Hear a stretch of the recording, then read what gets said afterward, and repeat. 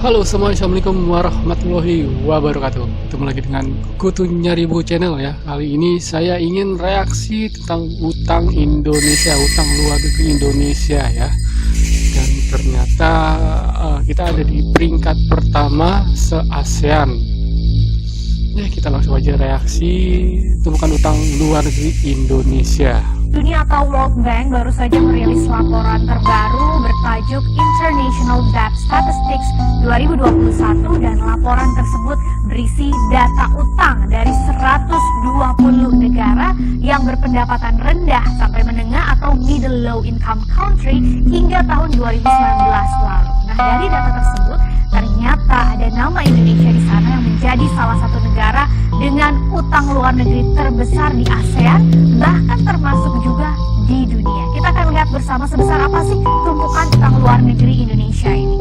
Jadi Bank Dunia mencatat total utang luar negeri dari 120 negara middle low income pada 2020. Indonesia ada di peringkat 7 di seluruh dunia, atau naik sebesar 5,4% dibandingkan tahun lalu ya. Peningkatan utang ini juga dipengaruhi oleh sejumlah faktor, mulai dari perlambatan pertumbuhan ekonomi global sekitar 2,4%, ini yang terendah sejak krisis keuangan 2008. Kemudian ada juga hambatan perdagangan, sengketa perdagangan, sampai meningkatnya ketegangan geopolitik sepanjang tahun lalu. Nah, berdasarkan laporan tersebut ternyata China ini menjadi negara dengan berpendapatan rendah menengah begitu yang memiliki utang paling banyak. Ini khusus di kelompok negara dengan pendapatan menengah ke bawah ya. Total utang China tercatat di 2019 mencapai 2,1 triliun dolar Amerika Serikat atau sekitar 31.000 triliun rupiah ya. Jadi besar sekali, dan ini kalau dibandingkan dengan total utang luar negeri 120 negara middle low income tadi, itu menyumbang sekitar 26%-nya, mayoritasnya begitu ya. Nah, kemudian jumlah ini utang China ini juga naik kalau dibandingkan tahun lalu ya. Jadi utang Cina di negara-negara 120 negara yang jadi Cina itu menyumbang 26%. Jadi sisanya sekitar 74% itu seluruh negara ya. Wow. Yaitu naiknya sampai ke 8%, hampir 10% ya. Ini didorong oleh lonjakan pinjaman jangka panjang yang ada di China. Kalau dilihat lonjakan pinjaman jangka panjang di sektor publik maupun swasta, detailnya itu utang luar negeri jangka panjang sudah naik 22%, sedangkan untuk jangka pendeknya justru sudah turun tipis 1%.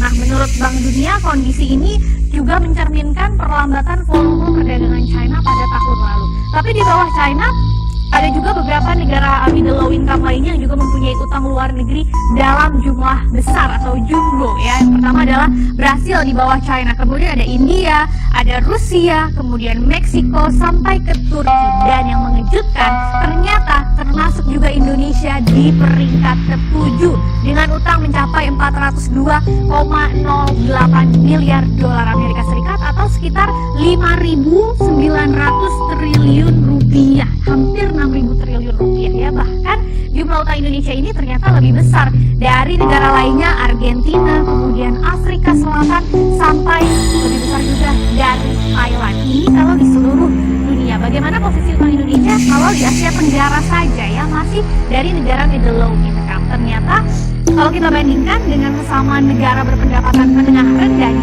ASEAN atau Asia Tenggara, jumlah utang luar negeri Indonesia ini berada di urutan teratas. Jadi juara utang ya Indonesia ini di ASEAN. Selain mengalahkan Thailand, tadi kita lihat di slide yang pertama, jumlah utang Indonesia ini ternyata juga jauh lebih tinggi dari negara lainnya, yaitu Vietnam, kemudian Filipina, Laos, Kamboja, Myanmar, hingga Timor Leste. Sedangkan negara tetangga kita seperti Malaysia, Singapura, atau Brunei Darussalam itu tidak masuk ya dalam laporan ini karena tidak tergolong negara middle low income country. Secara keseluruhan, utang luar negeri ke-8 negara Asia Tenggara ini memang angkanya cukup fantastis, yaitu 827,8 miliar dolar Amerika Serikat. Dan kalau dibandingkan ini sekitar 12.000 triliun rupiah begitu ya, dan meningkat juga 6,4% dari tahun sebelumnya. Nah, dari total utang 8 negara ini, Indonesia saja itu menyumbang 49%-nya, jadi hampir setengahnya. Nah, kalau dibandingkan dari tahun 2018, jumlah utang kita tahun lalu itu juga naik ternyata 5,9% ya, memang kenaikannya cukup signifikan. Sedangkan kalau dalam 10 tahun terakhir saja, utang Indonesia itu sudah melonjak hingga 124%. Nah, kalau kita lihat dari sisi debiturnya atau pihak yang mengambil utangnya siapa sih? Sektor publik itu ternyata memiliki porsi utang yang paling banyak begitu ya, termasuk di dalamnya adalah utang pemerintah kita sendiri, pemerintah Indonesia yang mencapai 199 miliar dolar Amerika Serikat atau ini sekitar 2.900 triliunan rupiah. Sedangkan kalau dari sisi krediturnya atau pihak yang memberi pinjaman ke Indonesia, sebagian besar utang Indonesia ini adalah pinjaman dari sektor swasta yang didominasi oleh para pemegang surat utang. Nah, pertanyaan selanjutnya adalah apakah tumpukan utang Indonesia ini masih aman? Nah, untuk menjawabnya kita harus lihat dulu seperti apa struktur dan rasio utang Indonesia ya. Kalau berdasarkan waktu jatuh temponya dulu nih, utang kita itu masih didominasi oleh utang jangka panjang ya sebesar 354,5 miliar dolar Amerika Serikat atau sekitar 88% dari total utang luar negeri. Sedangkan utang jangka pendeknya itu hanya 44,79 miliar dolar Amerika Serikat, walaupun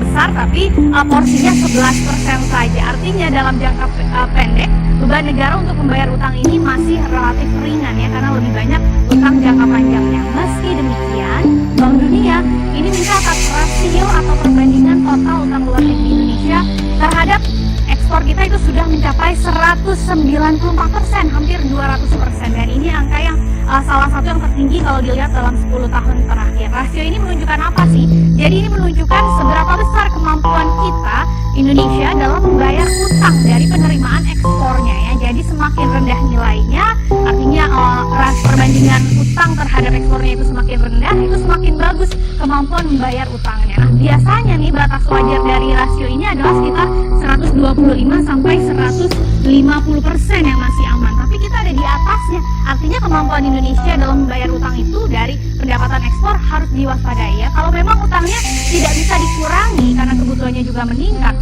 otomatis penerimaan ekspornya itu yang harus ditingkatkan supaya kemampuan membayar utang kita bisa terjaga ya. Nah, kemudian rasio lainnya yaitu perbandingan utang dibandingkan dengan pendapatan nasional bruto atau GNI, Gross National Income, tercatat sebesar 37% ya. Jadi rasio ini memang agak berbeda ya dengan rasio utang terhadap PDB yang biasanya kita gunakan, tapi batas amannya itu tidak jauh berbeda yaitu sekitar 60%.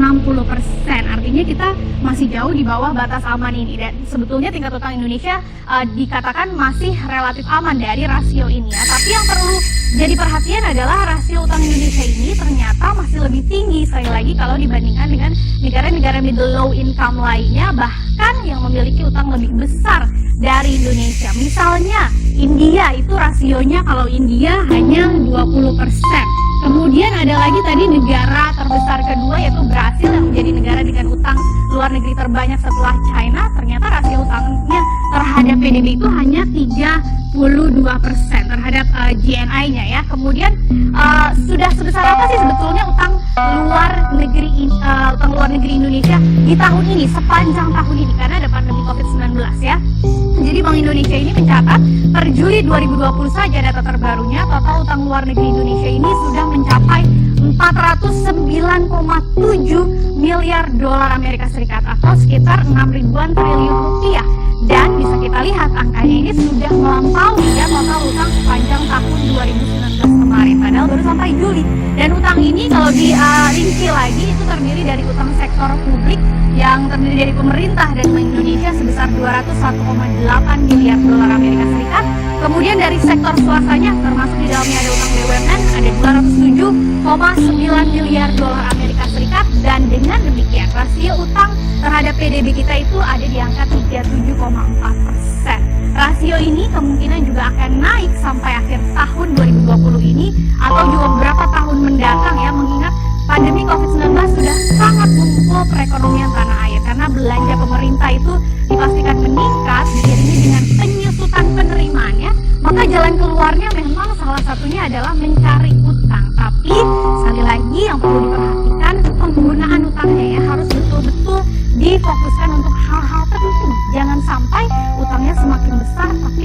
hasilnya tetap tidak bisa kita rasakan secara signifikan. Iya, itu demikian rasio tumpukan utang luar negeri dari Indonesia. Ternyata yang di media sosial itu benar ya, ini bilang utang Indonesia udah sangat berbahaya. Ya, terima kasih yang sudah menyaksikan. Wassalamualaikum warahmatullahi wabarakatuh.